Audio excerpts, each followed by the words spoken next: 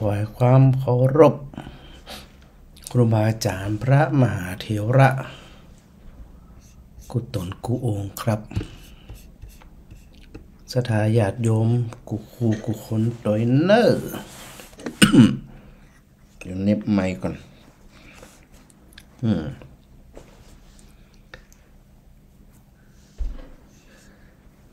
วันนี้ได้ปะปบกันวันอาทิตย์ที่30 เดือนพฤศจิกายน 2568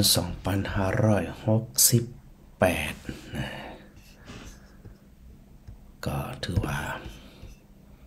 ใกล้ปีใหม่เข้ามาทุกทีเนาะสถานเนาะสถานใดบนห้องว่าได้มีโอกาสนะได้มีโอกาสได้ได้จ๋าได้ร่วมสนทนากับพระอาจารย์กับท่านพระครูศรีปวรบัณฑิตนะสถานะเอาจืดเอาหุบตัวเองมาไว้ตั้งกลางเนี่ยเนาะฮัลโหลเสียงชัดดีกับชัดมาเดี๋ยวนี้ฮัลโหลฮัลโหลเสียงชัดกับชัดชัดจะดีจ้ะชัดจะดีแหละมันไม่เสียงแล้วอูอาก่อนมามิ่งเสียงยังล่ะได้ยินเสียงพระอาจารย์นี่เนาะได้ยินเสียงพระอาจารย์จะเด่นหนึ่งโทรมาบอกโอเคเยี่ยมมากเลยแล้วแต่คืนน้าเทพใจกะฮะแต่คืนเป็นอย่างฮะแต่คืนเป็นเทพก็เป็นโซดจำมาได้แล้วนี่เอาแต่ขึ้นเทพ2 คน2 ตนอ๋อแม่นเป็นเทพ2 ตนจำหาบุญช่วยตัวแหละแม่นอ๋อพระอาจารย์ไปไหนมาในน้องเทพก็ใส่การนักก็อันก็ไม่การต่อเทพก็ใส่ไหนก็พังได้หมดนิ่มกันนะเนาะกันนะก็พังนี่มนเปิดหม้อตีมูเปิดใช่เขาทบทวนขี้เก่าเจ้านี่มนเปิดมาออกรายการเปิดมาพับสายสักเตี่ยกันได้กับมันแล้วเนาะก็เถียงกันเถียงเป็นพาตีเนาะไอ้อย่างนี้ทุกเจ้า2 ตนนี่เถียงกันอยู่นั่นน่ะไอ้แหละไอ้ก็พังไงไว้แล้วเนี่ยก็ดีละชัดเจนนี่วันนี้แค่นั้นน่ะบ่ค่อยหนาวมันโตเขาซื้อเนาะบ้านเฮาเดี๋ยวจะฟังเนี่ยบ้านปางตองคนเฒ่าอันเปิ้นทำว่าลูกเนาะแล้วเขาไปพอเปิ้นโอ้ยตายไปได้บ่ฮู้มันหนาวล่ำแล้วกะขวายล่ะอย่าไปหันไปพอเปิ้นได้น่าว่าดูบ่พอปอกำแก้วไอ้น้องไอ้ดูให้ที่มันมึงกันนะกะโยแต่หิมร้อยนะก็เป็นหยังก็อันปนห่อตายจุ่มใจเย็นแล้วกันน่ะแซ่กลับมันแล้วเนาะหูจะได้ล่ะมันหมดวาระมันหมดนั่นมันละเนาะน่ะว่ากันไปตามนั้นอย่าโอ้ยน้องไปเห็นได้น้องเลยเฮาก็ที่แม่มันไปปล่อยแล้วไปปล่อยคนอื่นมาแม่บ่ให้สบายเลยแต่เอาเป็นว่าชัดเย็นนี่นะเจ้าสาธุโดยสาธุโดยฮะฮัลโหลวันนี้ชดแหละสดกะวันนี้จะแปะไปสักคนน่ะ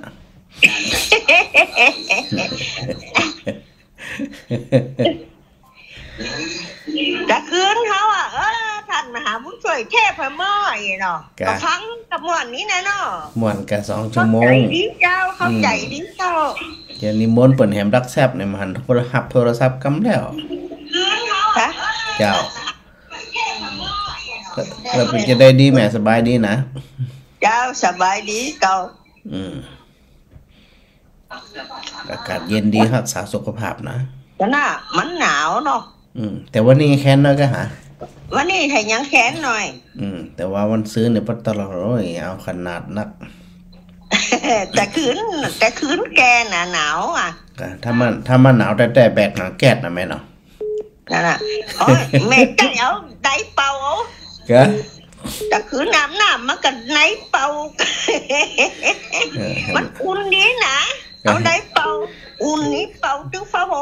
มเด้เดี๋ยวแหมน้อยจะแบกถังแก๊สกันเลยเนอะ แบกถังแก๊สกับแบะ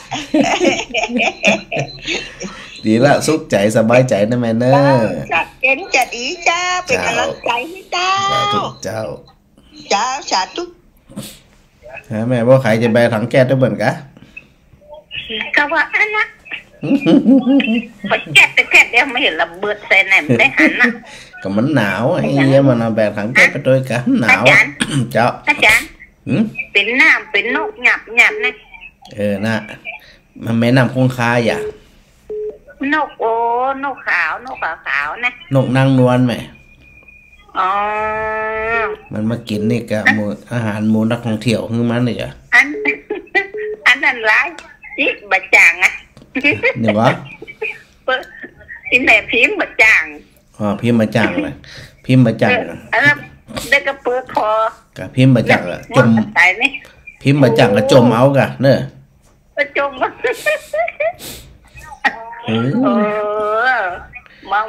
เป็นอันนี้แล้วแม่ก็นอนพังเดียวนี่แม่อาบน้ำมาเดียวนี่หนาวเจ้ามันอันนี้ติดฟังไม่น้ำคงขาเลยเจ้านี่เจ้าแม่ไปแอลแม่ทะไหมอ่ะกะไปแอลหาหลานรถแลด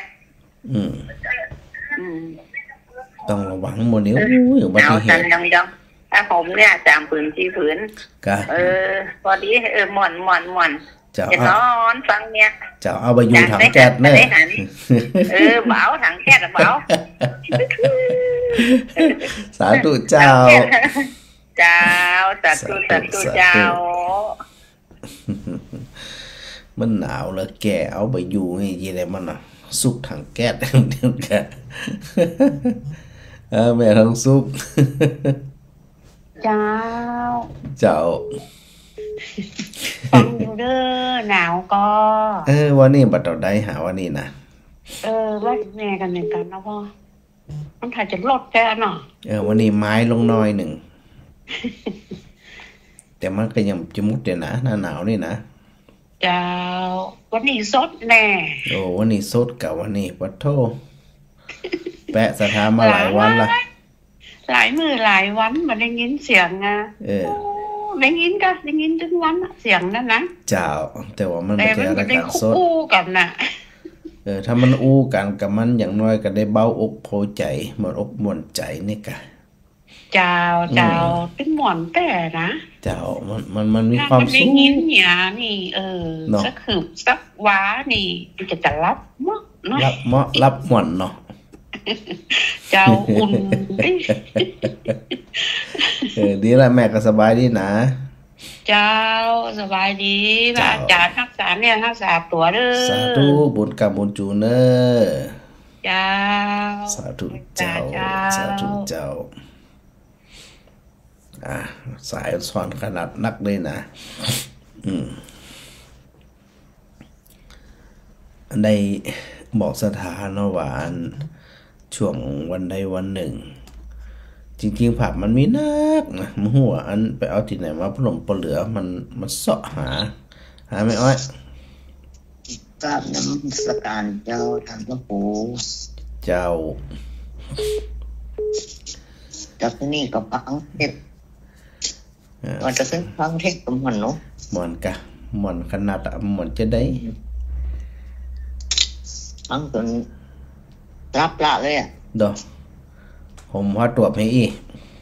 วันไหนมันได้ฟังมันได้นี่เนี่ยมันจะได้หัวทุกตนทุกองค์อ่ะมันต้องฟังตั้งแต่ประตูปิเกมาจนถึงมันอยู่นี่เป็นเนี่ยฟังมันคำพูดหุ่นกะมันเข้าใจมันสบายใจดีอ่ะมันเพลินใจเจ้าจิตมันเพลินจิตมันมีความสุขเนี่ยมันก็สลัดความทุกข์ความเศร้าหมองความว่าเวได้เลยเขามุกกันฝูงเพราะว่าอย่างปลุ่มไปเหลือนะเธออันใดเงินพังตัวเจ้ากระตัวมู้ได้แล้วพังตัวเจ้าเนี่ยตัวเนี่ยย่ำบอกสู้ย่ำฟังฟังอีกกันเนี่ยตัวก็พังกันแล้วถ้าตัวบกพังตัวไปหู้ได้ไงมันตีจังตีเปิ่งเจ้าสุดท้ายมันหูจะเอาอย่างตีเปิ่งอย่างเขาซุปมันมอนี่ซุป อย่าเดียวกันนะเจ้าธรรมดาของสถาฟังเรามีความสุขใจเนาะยืดอายุไปถ้าเขาบอกเขียนบอกเศร้าบอกหมองมันก็สดใสละอย่างอื่นเขามันต้องได้คิดอย่างเฮ้ยคิดเป็นอย่างคิดประเมินละปรับเปลี่ยนในพอถึงเวลาก็ตึงเย็นพังละตื่นพังละตั้งว่า3 โมงนะตุ่มกุองดีละก็จะได้การรักษาสุขภาพนะ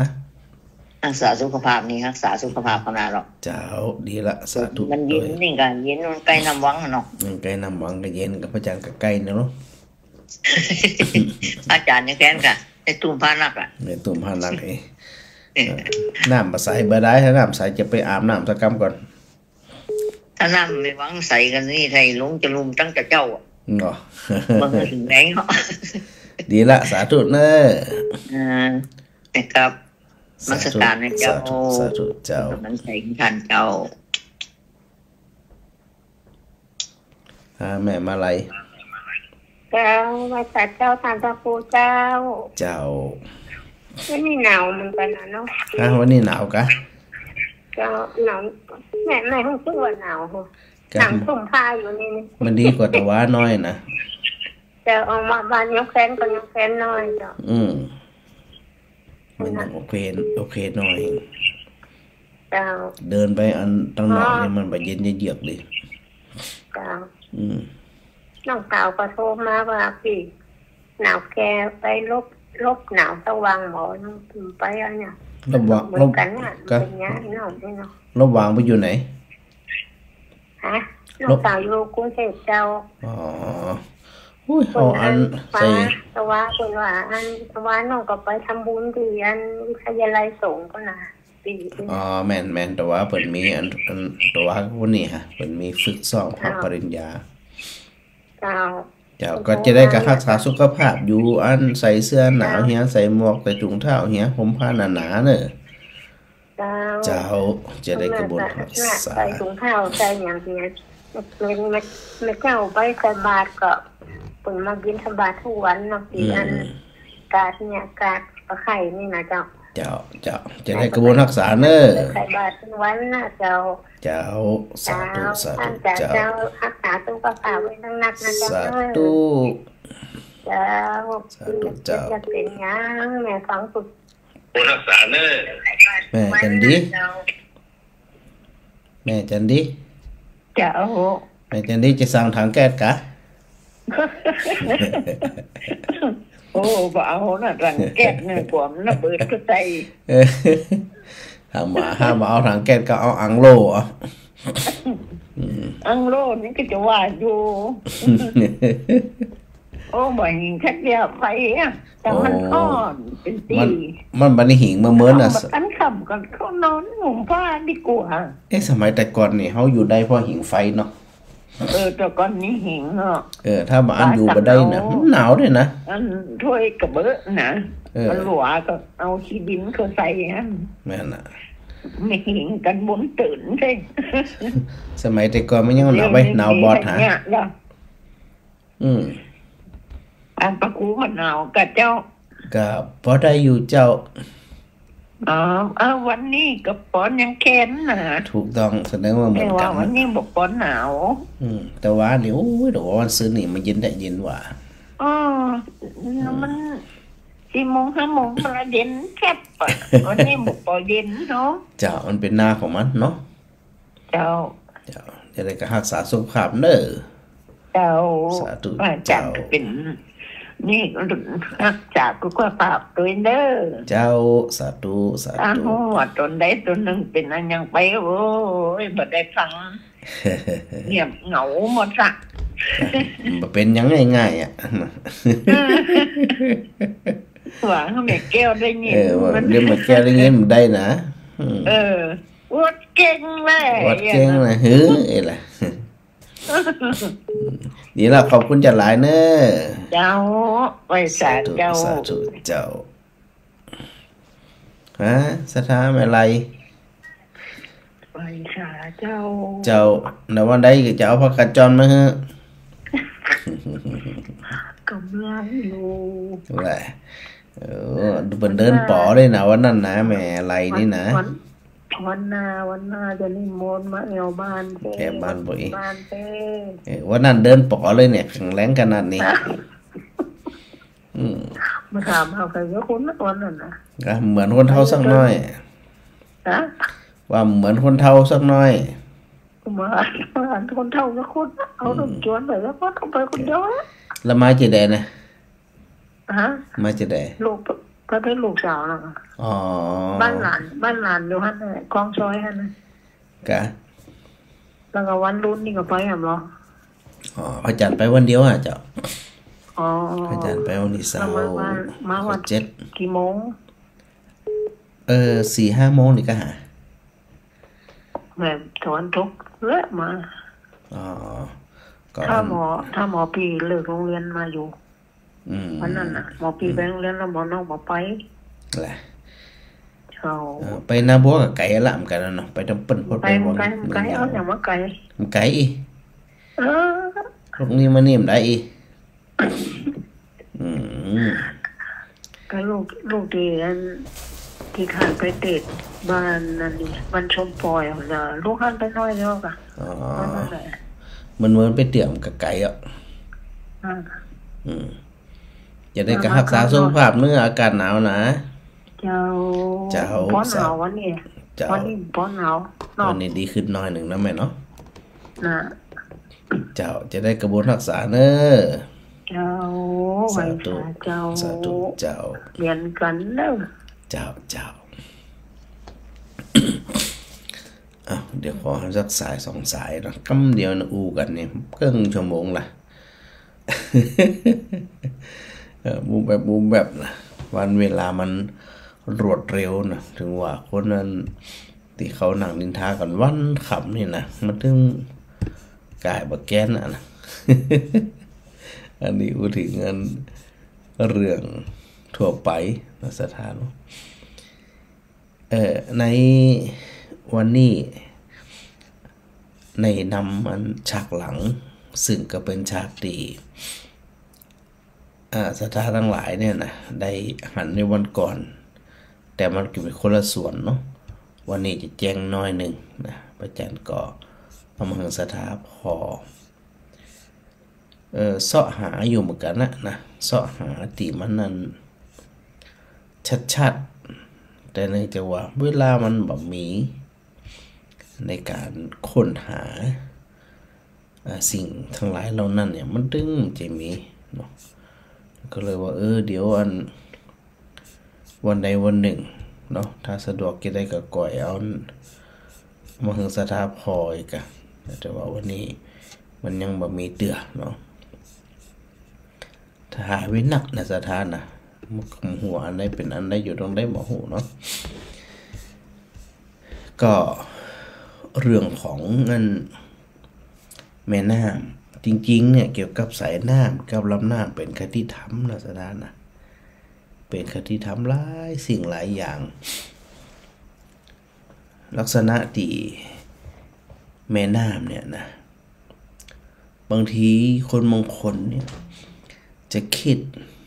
ว่าชีวิตมันตรงเป๊ะนะตรงเป๊ะเลยขีดเป็นเส้นยาวตรงเป๊ะเนาะบ่พรบ่ปรนบ่ยืดบ่ยุ่นนี่นะแต่สถาจะไปลืมนะเปรียบเทียบเหมือนแม่น้ำทุกสายเนี่ยจะได้ก็ตามอย่างแม่น้ำคงคาจองคดเขี้ยวเลี้ยวรถแต่อาศัยวันเวลาโดยที่สุดไปลงสู่ทะเลเหมือนกันคืออ่าวเบงกอลปรับมาจากชีวิตของเขาว่าบางสิ่งบางอย่างจะไปอย่างมันปล้นปเหลือสภาพของน้ำมีลักษณะพิเศษคือจะได้ปรับตัวอ่อนไหวแต่ทรงพลังเวลาเป็นผลิตไฟฟ้ามันก็ผลิตจากเนี่ยหรอผลิตจากน้ำเนี่ยหรอมันทรงพลังนะเวลามันไหลไปสู่หอยตีนควายมันกับปรับสภาพเป็นหอยตีนควาย ไหลผ่านอันห้อยตินจ้าง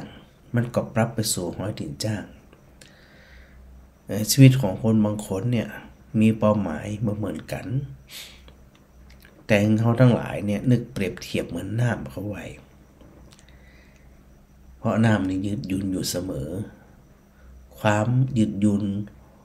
ความอ่อนนุ่มความอ่อนหวานเนี่ยปรับสภาพได้แต่โดยที่สุดบ่ละทิ้งความตั้งใจเดิมก็คือไหลลงสู่ทะเล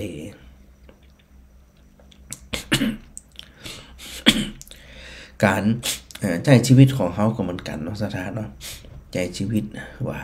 ต้องปรับให้ขับได้นะจะไปเอาทุกสิ่งทุกอย่างอย่างใจตรงเป๊ะเนี่ยเครียดตายพอเดียวกว่าจะหูตัวก็โอ้มได้เรื่องอย่างนั้นปล่อยมันไปปรับมันไปนะถูกใจพ่องบ่ถูกใจพ่อง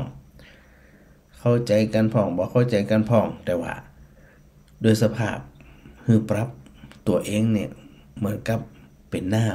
ำแต่ก่อนนั้นก็ตามนะสถานะเวลาเปิดใจแรงดัน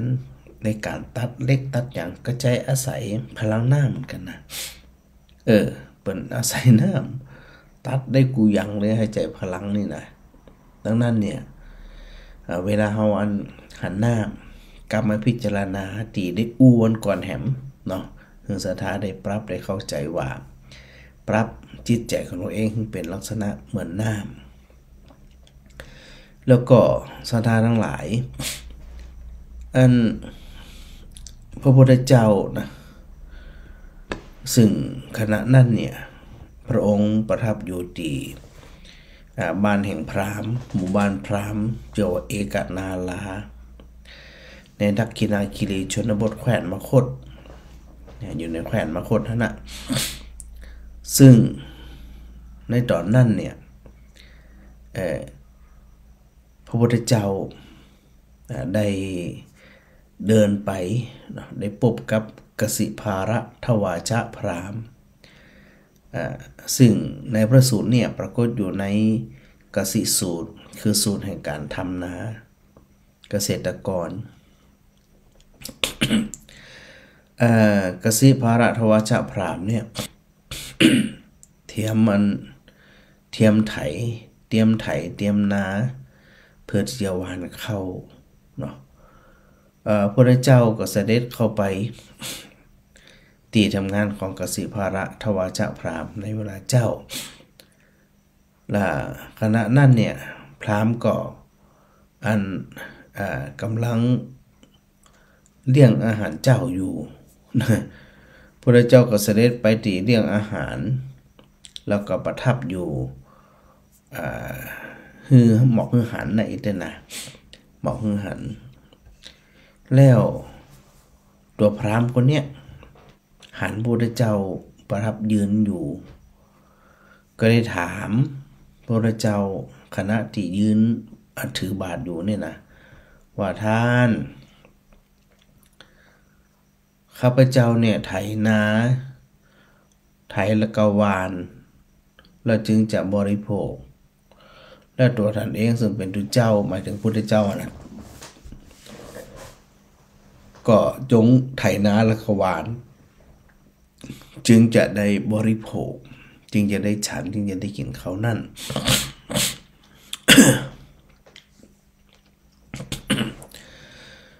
อันพระพุทธเจ้าก็บอกว่าพราหมณ์ตัวเฮาเองก็ไถกวานอยู่เหรอแล้วก็บริโภคอยู่นะ พราหมณ์หันจะอันก็เลยกราบทูลว่าหันก็ถือกระบาดมาหันถือแอกถือไถถือผานถือปะตักมาหันงัวของท่านเลยเนี่ยแล้วยังจะกล่าวว่าอัน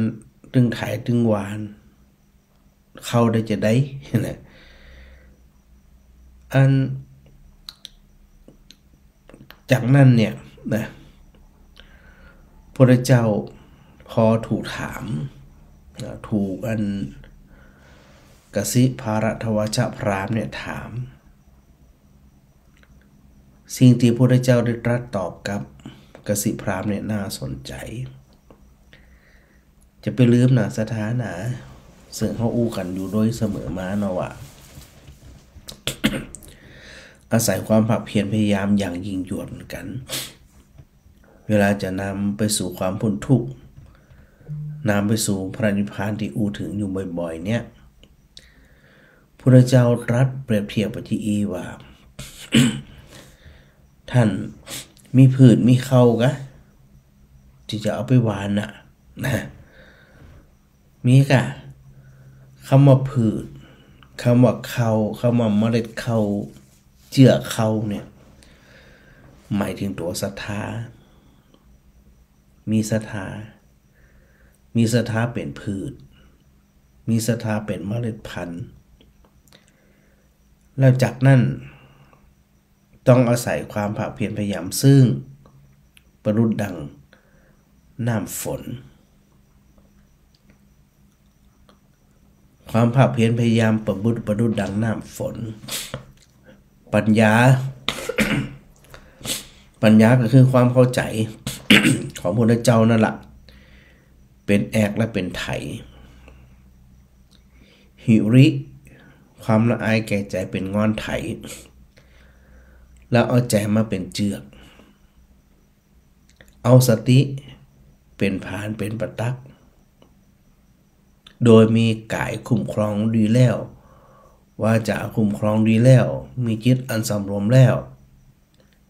ในการบริโภคอาหารในการได้ยาสิ่งทั้งหลายเหล่านี้นะจึงเนี่ยคือสำฤทธิ์ผลความเพียรที่พระพุทธเจ้าได้ทรงตรัสเป็นเครื่องนำไปสู่ความสมหวังคือความเกษมจากโยคะโดยบ่ถอยหลัง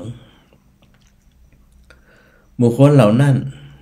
ย่อมไปสู่ความบ่มีความเศร้าโศกใดๆเลยนั่นก็แสดงว่าย่อมมีผลที่เสวยก็คืออมตะคือว่าตายก็หมายถึงพระนิพพานแล้วจึงจะพ้นจากความทุกข์ได้โอ้โหพระดำรัสตรงนี้เนี่ยเฮาก่อยพิจารณา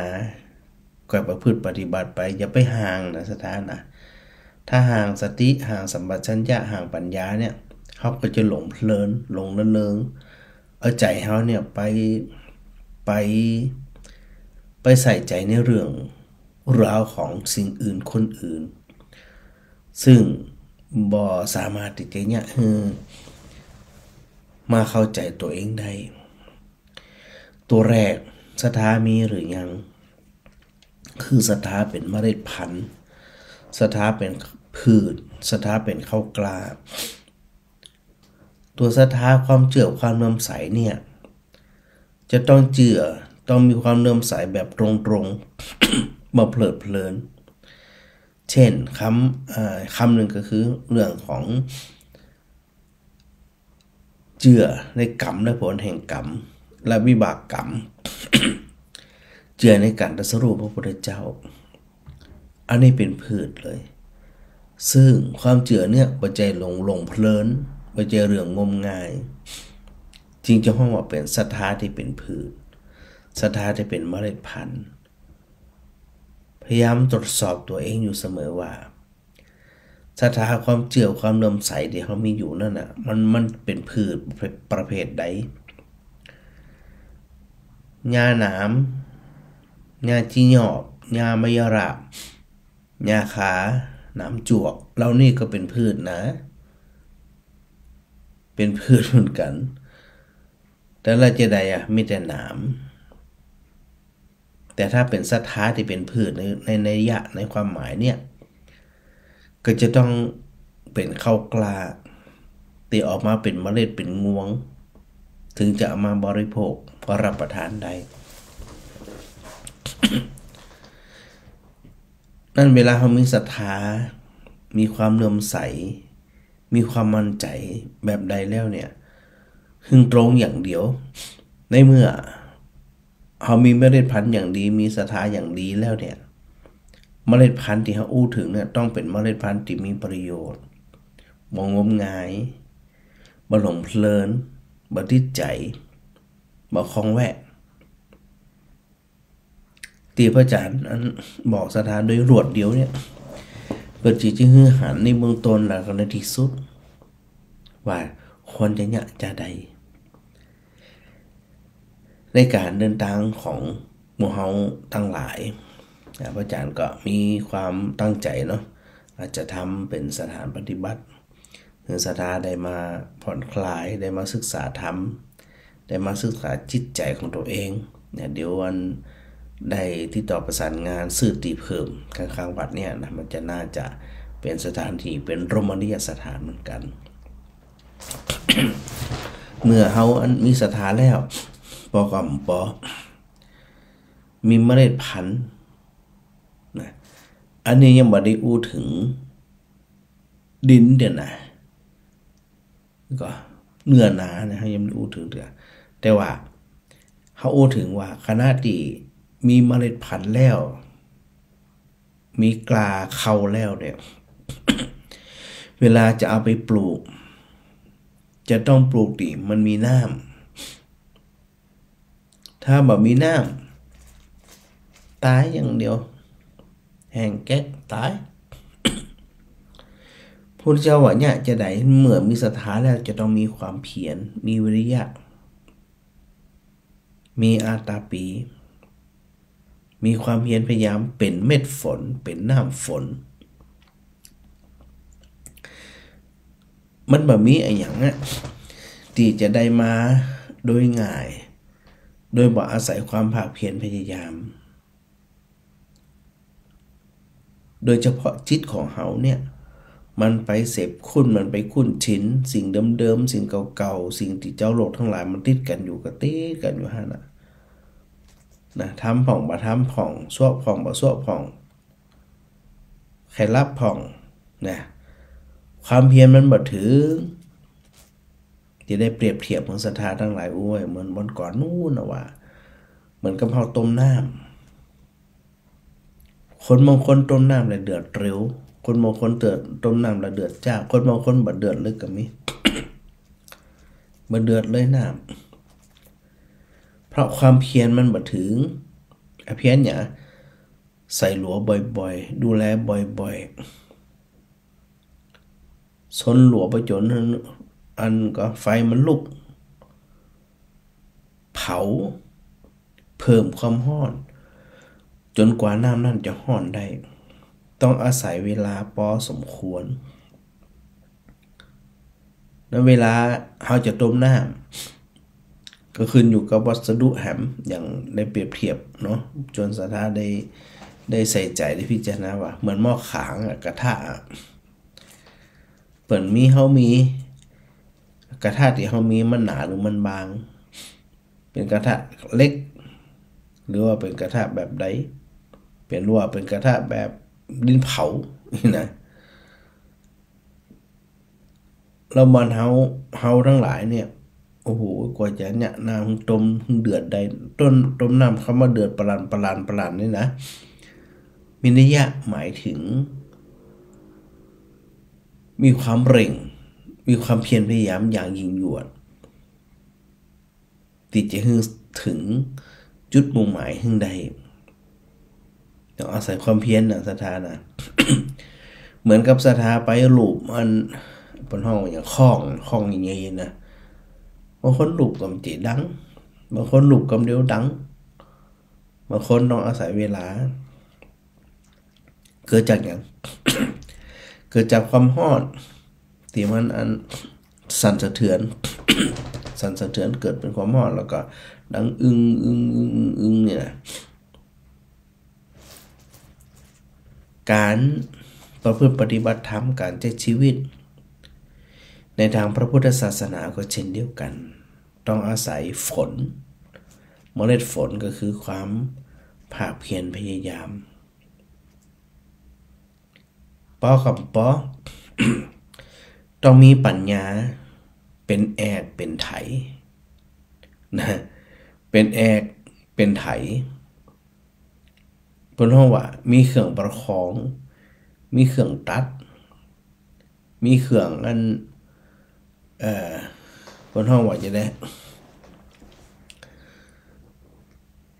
ปรับเข้าใจในกระบวนการที่กำลังอันปลุกอยู่นั่นคำว่าปัญญาซึ่งเขาอู้ไป2ตัวแล้วมันก็อู้ในเรื่องของศรัทธากับวิริยะ ที่นี่ตัวปัญญาก็เช่นเดียวกัน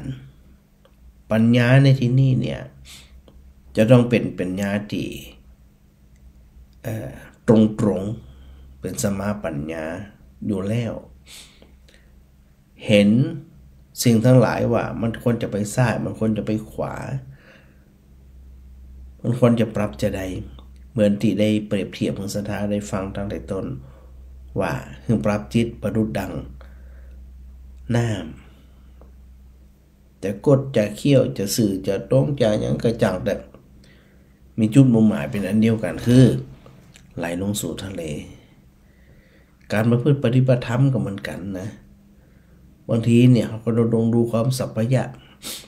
หนาวจะตายเนี่ยไปยืนตากหมอกตากเหมยอยู่ทรมานตัวเองคิดว่าตัวเองเนี่ยมีความเข่งขรึงเข่งครัด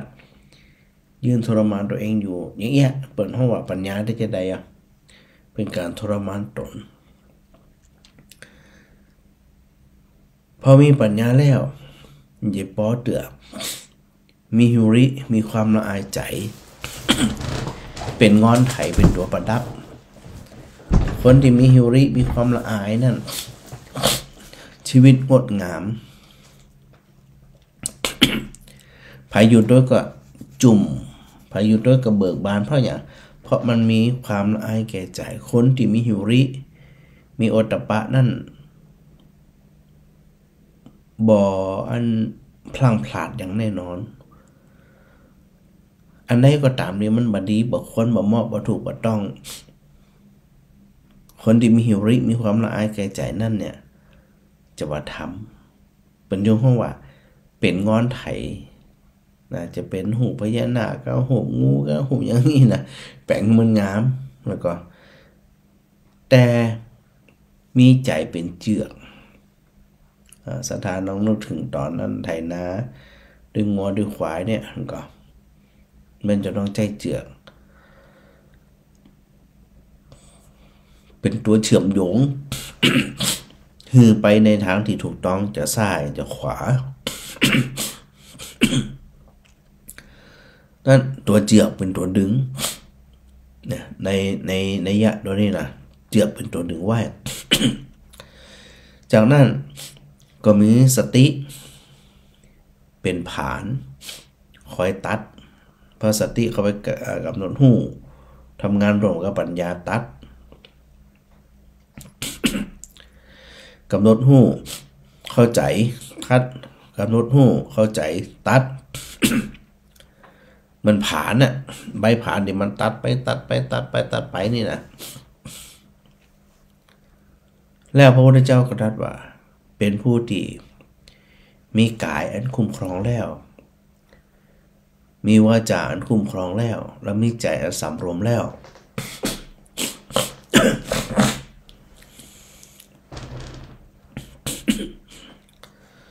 นั่นก็แสดงว่า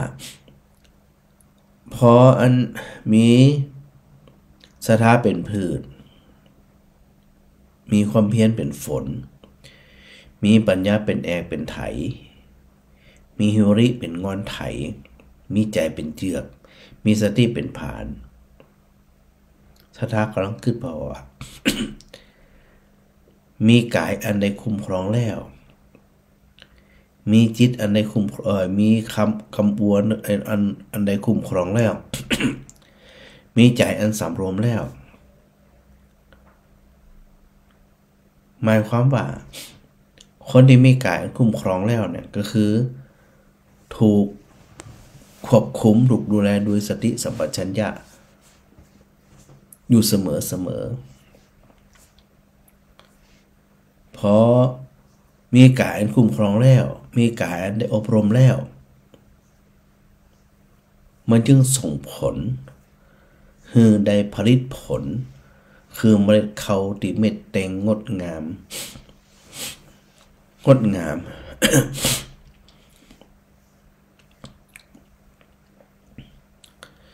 คือบรรน้ำกายของตัวเองเนี่ยไปประพฤติปฏิบัติในสิ่งที่มันบ่ถูกต้องเปิ่นถึงจะห้องว่ามีกายอันใดคุ้มครองแล้วต่อมามีจิตอันใดมีอันวาจาอันใดคุ้มครองแล้วจิตจะได้คุ้มครองอยู่เสมอวาจาจะได้รับการคุ้มครองอยู่เสมอ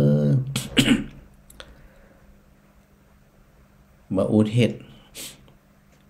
บ่มุสาบ่ขี้จุหลอกลวงสื่อใดสื่อนั้นบางทีอู้ไปแล้วมันเป็นประโยชน์บ่อู้เห็นดีกว่าแต่บางคนมันจะอันนี่แปลงกรรมเนาะแปลงกรรมซ้ายไปใส่ขวาแปลงกรรมขวาเป็นแจวซ้ายจาก1แปลงไม่เป็น5เป็น10นี่นะผู้ที่มีวาจาอันที่คุ้มครองแล้วก็คือจะบ่พูดเท็จจะบ่ขี้จุจะบ่มุสาและนอกจากนั้นวาจาจีดีได้คุ้มครองดีแล้วนั่นเนี่ยจะบ่ไปอู้กระแทกไผจะไปเสียดสีไผจะบ่อันอย่างไผ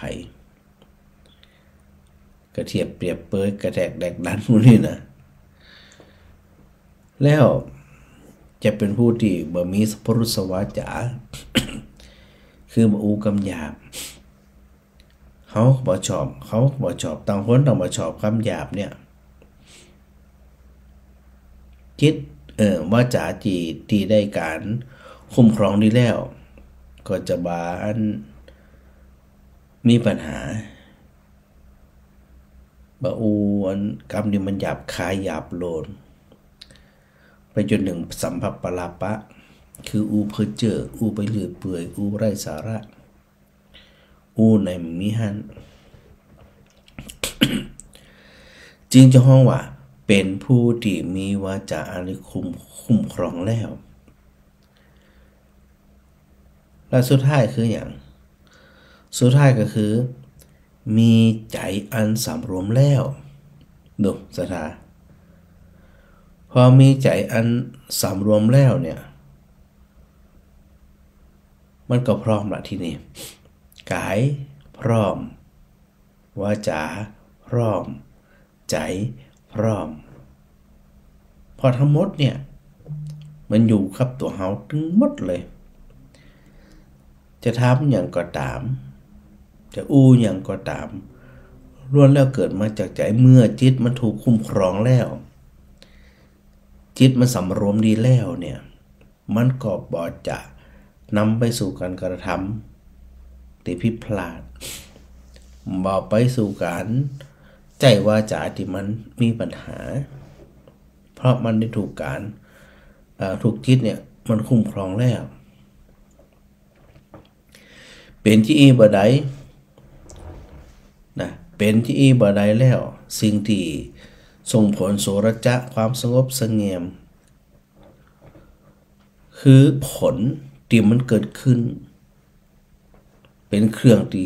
การงานนั้นสำเร็จลงไปได้แล้วพระองค์ก็ตรัสต่อว่าความเพียรเป็นเมล็ดฝนนั่นที่อู้ถึงตะกี้นั่นนะเป็นเครื่องนำธุระไปสู่ความสำเร็จสมหวังไปถึงแดนเกษมจากโยคะโดยบ่ถอยหลังซึ่งนั่นก็มีหมายความว่าจะปราศจากเสียความเศร้าโศกเสียใจและโดยที่สุดนะคำสอนขององค์สมเด็จพระสัมมาสัมพุทธเจ้าอยู่ที่ไหนอยู่ที่พ้นจากทุกข์โดยประการทั้งปวงได้สถานลองขึ้นพบกับว่าพ้นจากทุกข์ทั้งปวงใดโดยที่สุดที่พระพุทธเจ้าตรัสพร่ำตรัสสอนหนึ่งหมู่เฮาทั้งหลายเนี่ยได้อู้อยู่เสมอเนี่ยนะว่าการเวียนว่ายตายเกิดอยู่มาแต่ละภพแต่ละชาตินั่นเนี่ยประสบกับโลกธรรมอยู่เสมอก็คือมีความทุกข์อยู่เสมอนั่นเองเพราะว่า มันมีร่างกายเนาะมันมีขันธ์5มาประกอบกันเข้ากองเกิดเป็นความทุกข์ต่างๆความเศร้าโศกต่างๆซึ่งมันนี่บ่พ้นเจ็บไข้ได้ป่วยเฒ่าแก่ชราแล้วก็ไปจนย่ำแย่จนถึงขนาดว่าต้องตายลงไปเนี่ยบ่ใจเป็นเรื่องที่น่าอภิรมย์บ่ใจเป็นเรื่องที่น่าแสวงหามุมตรงเนี้ยนะสถานะต้องคิดถึงตัวเองอยู่เสมอว่าเฮาทำไปเนี่ยเพื่อหยังเพื่อยินดีต่อเพื่อความเพลินต่อหรือว่าประพฤติปฏิบัติไปเพื่อสลัดทิ้งถ้าเฮาไปเอาความเพลิดเพลินยินดีต่อมันก็อยู่ต่อสานต่อและเกิดต่อมโหกี่ภพกี่ชาติแต่ถ้าเฮาตั้งจิตตั้งใจว่าอยู่สถานเดียวว่าอันยังเกิดขึ้นอารมณ์ที่มากระทบใจของเขาเนี่ยไปสังเกตเห็นด้วยสติไปเข้าใจด้วยปัญญาแล้วฮู้ใจฮู้กระบวนฮู้ทุกสิ่งทุกอย่างแล้วก็ตัดขวาง ตึงปล่อยตึงวางตึงสั่วตึงหนีตึงทิ้งจึงจะนำไปสู่ความพ้นทุกข์ได้ถ้าบาจะอ่านเนี่ยมันจะไปพ้นจะใดบ่เดี๋ยวนี้เนาะไปพ้นจะใดมันมีความสุขกับตัวเก่าเมื่อเฮาขณะนี้เนี่ยเฮาเกิดมาแล้วก็อยู่ในอัตภาพที่เฮามีอยู่เนี่ยปรับไปนึกถึงน้ำนะปรับไปเฮาอยู่สานะจะใดกับบ่ทุกข์หาเจ้ากินขำพอประทุงประทังชีวิตได้บ่เจ็บบ่ป่วยพึงพอใจสุขใจครอบครัวมีความสุขบ่มีความเดือดร้อนในครอบครัวก็สุขใจแล้วคืออยู่จะได้ก็ได้นะหรือบางคนมีความพร้อมในเรื่องของครอบครัวในเรื่องของคนในบ้านในเรื่องของทรัพย์สินเงินทองอย่างต่างๆทรัพย์สมบัติต่างๆเนี่ยก็มีความสุขตามที่เปิ่นมีอยู่เป็นอยู่พอเฮามีความสุขเท่าที่เฮาเป็นได้เนี่ยเฮาก็บ่กระวนกระวายได้มาก็ดีบ่ได้มาก็เป็นหยังแต่เฮามีความสุขที่เฮามีอยู่เนี่ยมีความพึงพอใจเหมือนน้ำหรือคิดถึงเหมือนน้ำเฮาหมดนะเหมือนน้ำไปอยู่จะได้มันก็ปรับสภาพเป็นจะอันไปอยู่ในกรอบสี่เหลี่ยมมันก็เป็นสี่เหลี่ยมไปอยู่แปดเหลี่ยมมันก็เป็นแปดเหลี่ยมไปอยู่ม้วนมันก็อยู่เป็นม้วนน้ำนี่นะเป็นจะปรับสภาพของเปิ้นได้หมดเลยแต่บ่เสียความเป็นน้ำก็คือน้ำแล้วเวลาเฮาคือเจียนเอาสถานเอาว่าสิ่งที่เฮามีอยู่เนี่ยตัวศรัทธาก็ดีความภาคเพียรพยายามก็ดีอย่างแหมมีปัญญามีหิริมีใจมีสติแล้วก็คุ้มครองกายบ่อยๆคุ้มครองวาจาบ่อยๆคุ้มครองจิตบ่อยๆญะบ่อยๆเข้าใจบ่อยๆเป็นคุณูปการอย่างยิ่งยวดกับตัวเฮาเลยนั้นเวลาสถาธรรมแบบคือมันเป็นชีวิตประจำวันได้เนี่ยเฮาก็ใช้ชีวิตปกตินี่ล่ะแต่ว่ามีอะไรอย่างมากระทบมันฟังได้มันเข้าใจได้แล้วมันทิ้งได้ไม่ใช่ว่าบ่สนใจสักอย่างนะอะไรอย่างกระจ่างที่มากระทบซึ่งเขาต้องอยู่ในกับคนเนาะอยู่กับสังคมปัญหาสารพัดสารเพเวลาเขาฝึกมาพอสมควรแล้วเนี่ยซึ่งเขาจะต้องฝึกอยู่บ่อยๆในฐานะที่เป็นปุถุชนนี่นะจนคือมันจะได้คือมันนักแน่นมันคงบ่หวาดวันไหวทุกสิ่งที่เข้ามากระทบทุ ตุกน้อยผ่องตุกนักผ่องตุกนักหนาสาหัสสักกันผ่องหู้เหมือนกันแต่ไปเข้าใจสภาวะสภาพธรรมตัวสัจจะตัวนั้นความเป็นจริงตัวนั้นว่ามันเป็นแบบนี้มันเป็นที่อีเบาใจละเพราะดังนั้นเนี่ยในกสิสูตรที่พระพุทธเจ้าทรงตรัสกับกสิภารัตวชพราหมณ์คนนี้เนี่ยคือสถานกึศอยู่อย่างเดียวว่าตอนเนี้ย เขามีศรัทธามีความมั่นใจมีความเชื่อถูกต้องหรือไม่ตรงหรือไม่เขามีเมล็ดฝนชุ่มฉ่ำชโลมคือเมล็ดพันธุ์นั้นเจริญงอกงามได้ตลอดคือความภาคเพียรพยายามอยู่เสมอหรือไม่ทำแล้วทำแหมตัวความเพียรนี่นะแต่ครั้งเดียวสวดมันได้ละแต่มีปัญญาเป็นแอกเป็นไถเป็นปตักก็มีฮิริมีความละอายเป็นงอนไถเป็นเครื่องประดับมีเจือกก็คือตัวใจคอยควบคุมไปทางใดก็ได้แล้วแต่เราต้องการที่จะให้มันเป็นไปดังนั้นอันนี้จะเข้าสู่อันก็ฝนมันยังมีอยู่อีกด้วยนะหมายถึงหน้าฝนมันยังมีอยู่ก็เลยน้ำเรื่องรัดเราเนี่ยแล้วก็บางทีบางแห่งก็ทำนาต่อเนาะเอาเข้าออกแล้วก็ทำนาต่อในสถานที่ที่มีน้ำอุดมสมบูรณ์ก็เลยนำกสิสูตรที่พระพุทธเจ้าได้ทรงตรัสไว้นะในพระไตรปิฎกเล่มที่15สังยุตตนิกายสักขาทวรรคเนี่ยในพระมณสังยุตนี่นะดังนั้นเวลาเราในฐานะที่เป็นอุบาสกอุบาสิกาพยายามเค้นตัวเองมันนะสถานเนาะใส่ใจตัวเองมันสังเกตตัวเองบ่อยๆว่าในสิ่งที่ตัวเองมีอยู่นั่นเนี่ยนะมันเป็นสิ่งที่เขามีอยู่เป็นแบบใดดีกับบ่ดีเหมาะสมกับบ่เหมาะงามกับบ่งามเมล็ดพันธุ์พืชนั่นเป็นเมล็ดพันธุ์ที่เต็งดัวเป็นเมล็ดพันธุ์ที่แฟบที่ฟอแล้วน้ำเนาะเพียงพอหรือไม่มีแอกมีไถพร้อมหรือยังมีงอนไถพร้อมหรือยังมีเจือกพร้อมหรือยังมีผานพร้อมหรือยังนั่นก็คือมีศรัทธาพร้อมหรือไม่มีความภาคเพียรพร้อมหรือไม่มีสติปัญญามีหิริความละอายแก่ใจมีสติพร้อมหรือไม่แล้วก็กายก็ดีวาจาก็ดีจิตก็ดีนั่นได้รับการคุ้มครองรักษาแล้วหรือยังนะดังนั้นจึงมีความมันใส่ใจอยู่เสมอเนาะกับเราทั้งหลายนึกถึงตัวเก่าไหวอยู่บ่อยๆความสุขความทุกข์ที่เกิดจากใจเวลาดับก็ดับใจที่เราเองมันถึงจะสำเร็จผลได้เนาะสถานเนาะ แม่อัญชันวงชังเงินน่ะแม่วลัยพรโฟสิทธิทรัพย์รักทายประจานมา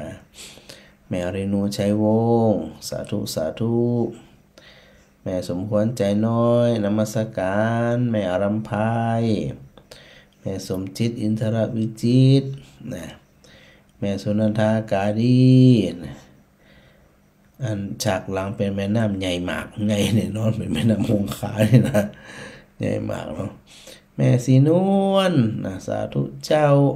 นี่ทักทายกันมาผ่องเนาะแม่เทียมฟ้าหายไปไหน70,000นี่นมัสการประจำพระครูมา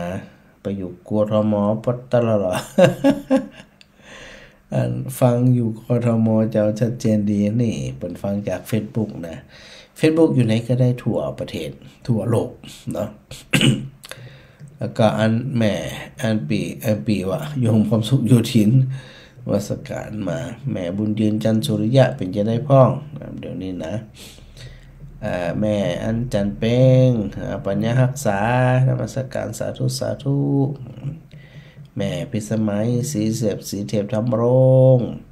นมัสการจันพระครูธรรมยำดึกน้อนะแม่กับสีขันแก้วป่อยงหยุดมณีวันโยมแม่เล็กแม่ประยายุทธยานะแล้ว ก็อันแม่โอไรกันกองฟังอันท่านพระครูอยู่ทุกวันอัน